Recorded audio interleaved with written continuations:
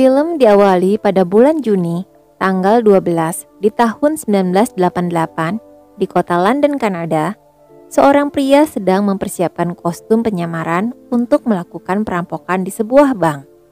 Dengan memakai jaket merah dan topi hitam serta kumis palsu, pria tersebut berhasil merampok bank dengan sunyi senyap dan tanpa kekerasan dengan cara datang langsung ke teller dan meminta teller tersebut memasukkan uang ke dalam koper yang telah disiapkan. Setelah mengosongkan laci penyimpanan uangnya, pria tersebut dengan tenang keluar dari bank. Sementara itu, di luar bank ada polisi yang sedang istirahat makan siang di mobilnya sambil memantau sekitaran bank. Ia melihat lelaki berjaket merah serta bertopi hitam lewat ke depan bank. Di saat bersamaan, polisi itu juga mendengar di radio polisi bahwa ada perampokan bank dengan ciri-ciri pelaku berjaket merah dan bertopi hitam. Mendengar hal itu, polisi itu langsung keluar mobilnya dan mengejar pria berjaket merah. Sementara itu, di lain tempat yang bersamaan, seorang pria berjas berpenampilan layaknya seorang eksekutif masuk ke telepon umum dan menelepon ke layanan darurat polisi 911 untuk melaporkan perampokan bank. Setelah melaporkan perampokan, pria itu pun bergabung dengan grup bertopi merah dan berjalan beriringan. Setelah merasa aman, lelaki bernama Robert Whiteman itu pun pergi dari lokasi tersebut menggunakan mobil yang baru dibelinya dari seorang perempuan yang dibayar cash. Sementara itu di bank, seorang detektif bernama Sinders mewawancarai seorang saksi mata. Apakah sama orangnya yang difoto itu? Saksi mata itu menjawab tidak, tetapi polisi yang mendampingi saksi mata itu mengenalnya dan bilang bahwa ia telah pergi memakai mobil hitam. Selanjutnya Robert Whiteman adalah nama samaran. Ia menjelaskan bahwa ia telah merampok di 59 bank dengan total uang yang berhasil dibawa sejumlah 2.339 juta dolar Kanada. Alasannya ia merampok bank adalah karena keadaan ekonomi yang sulit sehingga ia nekat menjadi perampok bank. 4 tahun sebelumnya, di tahun 1984, di kota Detroit, Michigan, seorang pria sedang diadili oleh pengadilan. Pria itu bernama Gilbert Galvan Jr. Ia didakwa melakukan penipuan cek dan divonis hukuman 18 bulan. Tetapi baru saja ia menjalani hukuman 6 bulan, ia nekat dan berhasil melarikan diri dari penjara dan menyeberang ke negara Kanada dengan cara menumpang. Di kota Ottawa pada tahun 1985, Gilbert berjuang untuk bertahan hidup dengan cara mencari pekerjaan halal.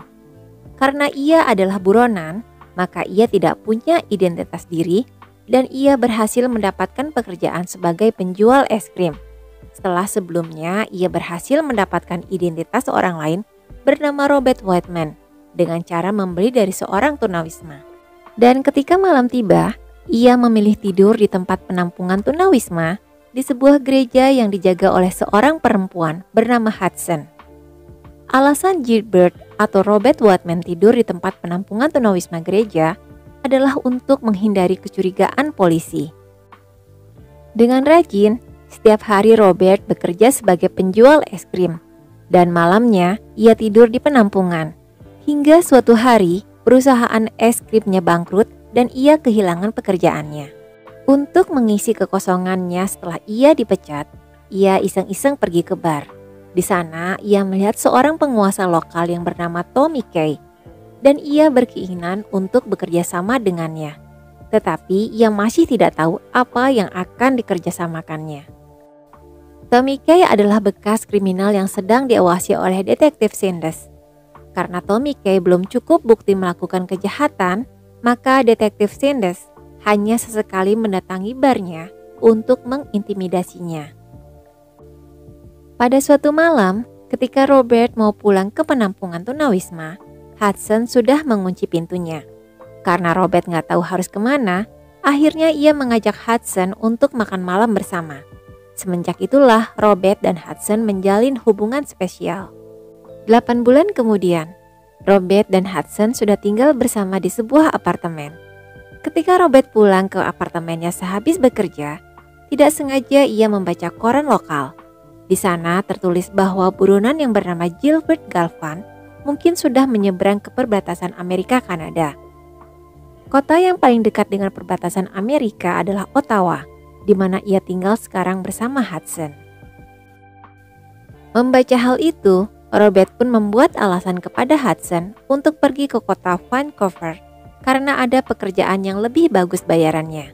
Padahal alasan sebenarnya adalah untuk menghindar dari pengejaran polisi dengan pergi sejauh mungkin dari Ottawa, dan ia berjanji hanya beberapa minggu saja. Awalnya Hudson tidak setuju karena di Ottawa pun sudah cukup dengan penghasilan yang Robert dapatkan. Karena Robert terus memaksa, akhirnya Hudson pun setuju meskipun ia merasa akan ditinggalkan selamanya oleh Robert. Di kota Vancouver, Robert berusaha berjuang mencari pekerjaan yang tidak bertentangan dengan hukum. Ia pun mendatangi agen perekrut pekerjaan.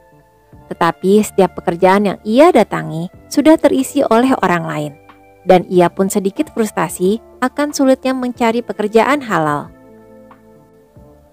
Hingga suatu saat, ketika ia sedang berdiri di sebuah bank, ia melihat truk pengangkut uang yang sedang menyetor uang ke bank tersebut, dan ia pun berhalusinasi untuk mencuri uang tersebut. Tetapi pikiran sadarnya kembali normal setelah memikirkan akibat perbuatannya itu. Karena sudah lama tidak menghubungi Hudson, Robert pun meneleponnya setelah ia menemukan koin di pinggir jalan. Dalam percakapan via telepon itu, Robert mendapatkan kabar gembira bahwa Hudson sedang hamil. Mendengar hal itu, Robert pun sangat gembira dan berjanji pada Hudson untuk kembali secepatnya ke kota Ottawa. Pada tanggal 2 Februari 1986, Robert pertama kalinya datang ke bank untuk mensurvei keamanan bank tersebut. Setelah puas meneliti keamanannya termasuk kamera pengawas, pekerja bank yang bertugas, dan penjaganya, ia pun pergi dari bank tersebut. Ia pun pergi ke toko penyewaan kostum untuk melihat-lihat kostum apa yang cocok untuk dipakai menyamar. Setelah berbicara dengan penjaga tokonya, ia berhasil meminjam secara gratis pakaian ala detektif dengan alasan untuk audisi sebuah film dengan jaminan identitas dirinya. Dengan berlagak sebagai polisi yang membidangi keamanan institusi perbankan, ia berhasil mendapatkan informasi dari manajer bank itu bagaimana prosedurnya jika terjadi perampokan. Dengan polos manajer itu bilang bahwa bila terjadi perampokan, ia akan mengikuti instruksi perampok tersebut. Seperti jangan memakai pewarna uang dan jangan bunyikan alarm diam yang menghubungkan langsung ke kepolisian, dan biasanya teller akan mengikuti instruksi itu dengan patuh. Selanjutnya Robert mengecek ke ruangan CCTV. Dengan lihai, Robert berhasil mengambil jadwal petugas pengawas bank tersebut. Untuk penyamaran lebih sempurna, Robert pun mengikuti kursus kilat tentang penyamaran di bidang akting. Dengan berbekal hidung palsu dan kumis palsu, serta memakai topi, dengan percaya diri, Robert masuk ke dalam bank dan langsung ke depan teller yang kosong. Dengan memberikan catatan kecil yang bertuliskan jangan teriak dan kosongkan laci, awalnya sang teller menolak. Tetapi setelah Robert meletakkan jaket sakunya di atas meja yang disangkanya pistol oleh teller, ia pun segera menuruti keinginan Robert. Dengan uang yang begitu banyak, Robert bingung bagaimana cara membawanya. Dengan polosnya, teller tersebut menawarkan sebuah tas kecil. Dengan bantuan teller tersebut, uang pun berhasil dimasukkan ke dalam tas. Karena saking gugupnya, hampir-hampir hidung palsu Robert terlepas. Untungnya, sang teller memberitahukan hal tersebut dan segera memperbaikinya. Sebelum pergi, Robert pun mengucapkan terima kasih. Setelah itu, Robert pun pergi keluar bank dengan tenang. Robert pun kembali ke toko penyewaan kostum dan membalikan kostum yang telah disewanya dan meminta izin ke penjaga tokonya untuk memakai kamar gantinya. Di dalam kamar ganti, Robert begitu gembira karena telah berhasil merampok bank dengan mudah dan cepat tanpa ada pertumpahan darah dan kejaran dari kepolisian. Setelah mendapatkan uang yang cukup banyak, Robert pun kembali ke kota Ottawa di mana ia sudah berjanji pada Hudson untuk pulang. Ketika sampai di bandara udara Ottawa, Hudson menjemputnya dan dengan sukacita Hudson pun memeluk Robert. Di lain tempat, Detektif Sindes sedang menyelidiki pencurian di rumah seorang warga. Barang yang dicuri adalah senjata dan perhiasan. Tetapi barang-barang elektronik anehnya utuh tanpa disentuh. Dan perkiraan detektif, mungkin ini adalah pekerjaan sindikat Tommy Kay. Ketika sedang mewawancara korban, tiba-tiba datang seorang detektif Hoffman dari divisi perampokan dan mengajak detektif Sindes untuk bekerja sama untuk mengajukan proposal membuat divisi baru khusus untuk menyelidiki dan mengawasi sindikat Tommy Kay, dan detektif Sindes pun setuju. Sementara itu, Robert memberi kejutan kepada Hudson dengan membeli rumah baru. Pada awalnya Hudson tidak percaya dari mana Robert mendapatkan uang banyak untuk membeli rumah. Tetapi dengan tenang, Robert menjelaskan bahwa ia mendapatkan pekerjaan baru bersama ayahnya di bidang sistem analisis pengamanan dan akan sering terbang keluar kota setiap minggunya. Dan Hudson pun percaya dengan hal itu. Sementara itu, detektif Sindes dan Hoffman sedang membujuk kepala kepolisian untuk menyetujui proposal yang diajukan. Tetapi kepala polisi yang bernama Mike Gunley akan mempertimbangkan hal tersebut. Pada musim semi tahun 1986, Robert memberanikan diri untuk bertemu dengan Tommy Kay untuk bekerja sama dalam meminjam uang untuk modal pertama dalam melakukan perjalanan naik pesawat ke seluruh kota di Kanada. Pada awalnya Tommy Kay menyangka Robert adalah polisi narkoboy yang sedang menyamar.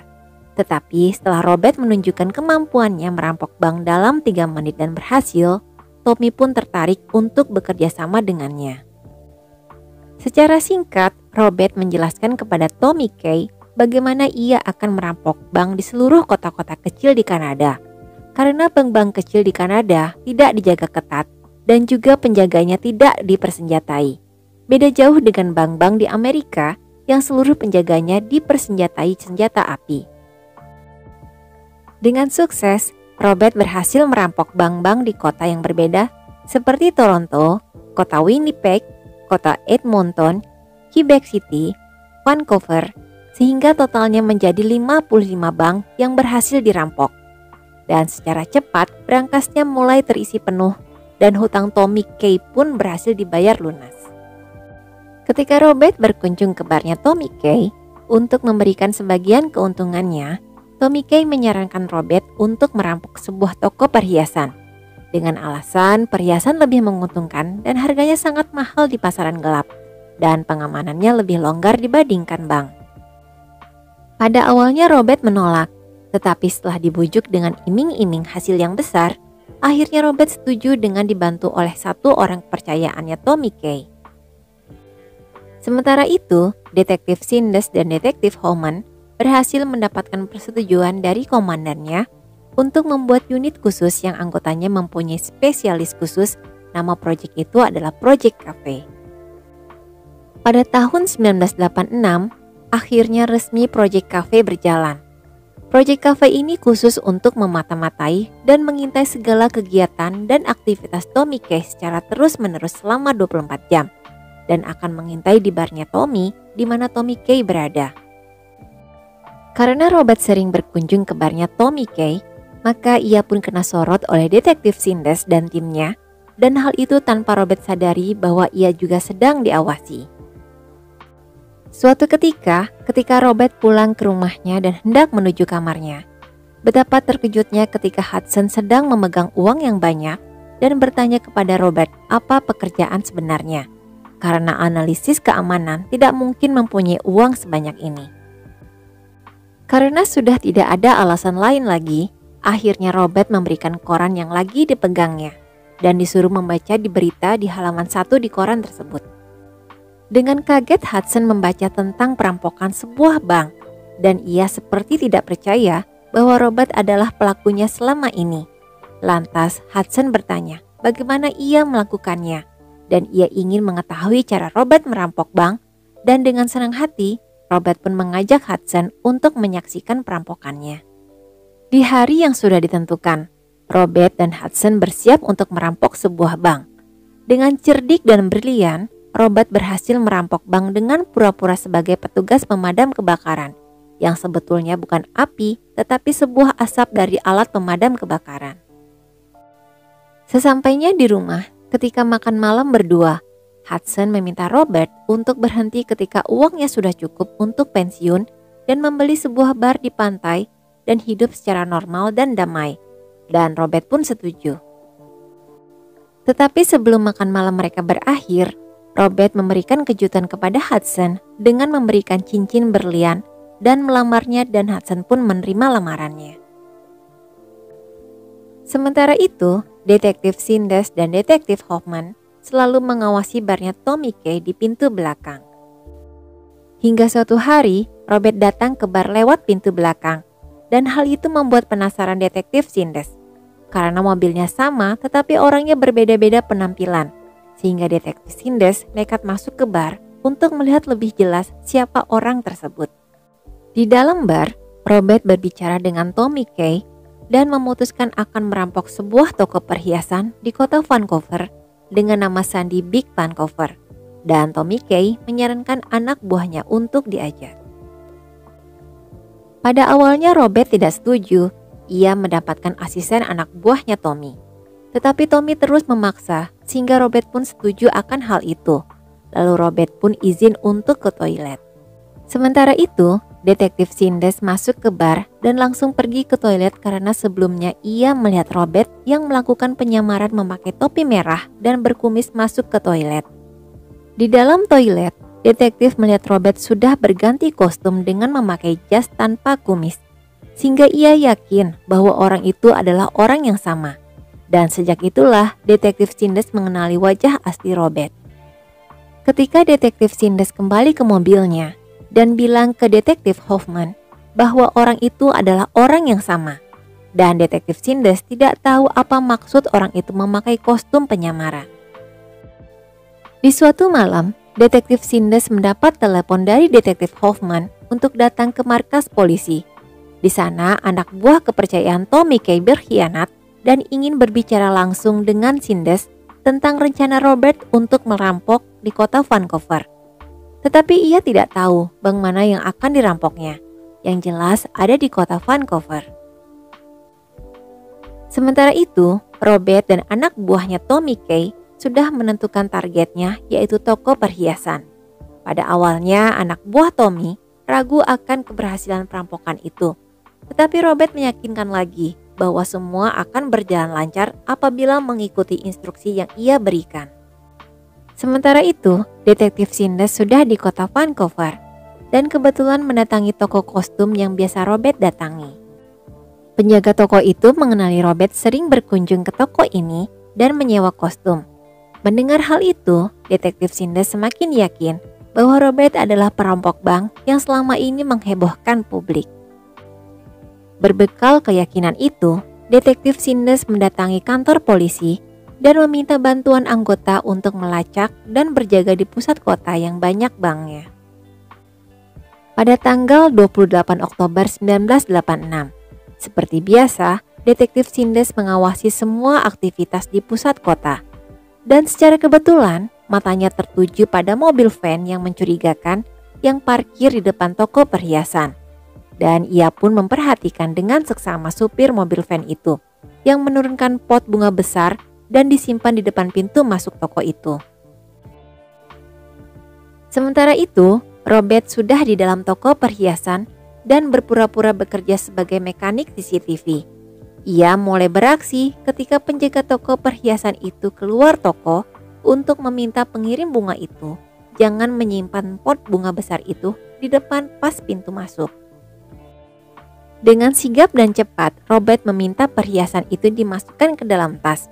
Pada awalnya, nenek tua itu menolak. Tetapi dengan sedikit intimidasi, akhirnya si nenek itu mau mengeluarkan semua perhiasan itu. Sementara itu, Detektif Sindes menyadari bahwa Robert beraksi merampok sebuah toko perhiasan di dalam mall, bukannya di bank. Maka dengan cepat ia segera masuk ke dalam toko itu. Tetapi Robert dan temannya sudah lari masuk ke dalam mall. Dengan cerdik, Robert sudah menyewa beberapa orang dengan seragam yang sama untuk mengecoh Sindes sehingga Sindes terkecoh dan Robert berhasil lolos. Tetapi lolosnya Robert tidak begitu lama karena Sindes dengan cerdik bisa mengenali Robert dengan jeli dan akhirnya bisa mengejar Robert. Tetapi untungnya Robert bisa lolos karena terhalang oleh pagar yang sengaja dikunci oleh Robert. Robert pun segera berganti kostum dengan setelan jas dan segera menelepon Hudson untuk segera bersiap-siap pergi ke Pulau Bahamas untuk kabur. Ketika Robert sudah sampai di rumahnya, hendak menjemput Hudson untuk pergi ke Pulau Bahamas, tetapi air ketuban Hudson keburu pecah dan harus segera pergi ke rumah sakit untuk melahirkan. Di rumah sakit, Hudson melahirkan seorang bayi perempuan dengan selamat. Ketika Robert dan Hudson sedang di rumah sakit, rumah Robert didatangi oleh detektif Sindes dan timnya yang hendak menangkap Robert. Tetapi rumah Robert sudah kosong melompong tanpa ada perabotan rumah satupun. Dan hal itu membuat detektif Sindes kecewa dan marah karena Robert berhasil kabur. Robert dan Hudson pun pindah rumah ke kota Pembroke, negara bagian Ontario, 90 mil dari kota Ottawa, untuk menghindari kejaran detektif Sindes dan hidup tentram dan normal di sana. Robert dan Hudson hidup normal dan bahagia bersama putrinya selama 8 bulan di sana. Karena Robert tidak bekerja, sehingga uang tabungannya hasil merampoknya mulai menipis. Dan hal itu membuat Robert berniat melakukan perampokan bank lagi untuk terakhir kalinya. Tetapi niat itu ditentang keras oleh Hudson. Karena Hudson tidak setuju Robert melakukan tindakan kriminal lagi, maka diam-diam Robert pergi sendiri di pagi hari tanpa persetujuan istrinya. Sementara itu, ternyata detektif Sindes sudah mengawasi rumah Robert sejak lama tanpa Robert sadari. Mengetahui Robert sudah tidak ada di rumahnya, maka Sindes pun panik. Jangan-jangan Robert sudah pergi untuk melakukan aksi perampokan di kota lain. Maka Sindes pun berkoordinasi dengan bandara, stasiun bis dan kereta untuk mengawasi Robert. Sementara itu, Robert sudah berada di sebuah hotel di kota London dan menunggu telepon dari Hudson. Dalam percakapan itu, Robert meminta maaf karena pergi tanpa bilang, dan ia berjanji itu adalah aksi perampokan terakhirnya. Sementara itu, Sindes tanpa sengaja melihat iklan penyewaan pesawat kecil di sebuah koran lokal. Tanpa pikir panjang, Sindes pun mencari informasi apakah ada orang yang bernama Robert yang menyewa. Dan benar saja, ternyata Robert menyewa pesawat kecil untuk pergi ke kota London berdasarkan catatan kartu kredit yang Robert gunakan. Dan Sindes pun pergi menyusul Robert ke kota London dengan memakai helikopter. Sesudah sampai di kota London, Sindes mendapat laporan tentang perampokan di sebuah bank. Maka ia pun meluncur ke TKP. Dan ia menanyai seorang polisi yang pertama datang ke TKP. Detektif Sindes langsung memperlihatkan foto Robert sambil bertanya, apakah ini orangnya? Dan polisi tersebut pun menjawab, betul itu orangnya. Dan itu terlihat di adegan awal film. Sementara itu, Robert sudah sampai di airport buat pesawat kecil. Dan petugas imigrasi mendeteksi Robert karena sudah tersebar di seluruh airport di Kanada. Dan petugas imigrasi pun melaporkan kepada detektif Sindes tentang keberadaan Robert yang sudah naik ke pesawat. Mendengar hal itu, pada awalnya Sindes memerintahkan petugas bandara untuk menunda keberangkatan pesawat yang ditumpangi Robert. Tetapi ia berubah pikiran atas saran detektif Hoffman dan membiarkan Robert terbang, biar ditangkap di bandara London saja. Dan detektif Sindes pun naik helikopter lagi menuju kota London untuk menangkap Robert. Di bandara London, Hudson dan anaknya sudah menunggu kedatangan Robert. Dan tak lama kemudian, Robert pun sampai dan segera memeluk Hudson dan anaknya. Hudson sangat gembira melihat kedatangan Robert yang sudah berhasil kembali dengan selamat. Tapi tak lama kemudian, mobil polisi datang dan Robert pun terkejut. Saat ia hendak lari, mobil polisi lain datang sehingga Robert tidak bisa bergerak dan akhirnya pasrah ditangkap dengan disaksikan oleh Hudson dan anaknya. Sementara itu, detektif Sindes mendatangi Tommy Kay untuk menangkapnya karena dituduh terlibat dalam perampokan bersama Robert. Akhirnya, setelah menjalani pemeriksaan, Robert divonis hukuman 13 tahun.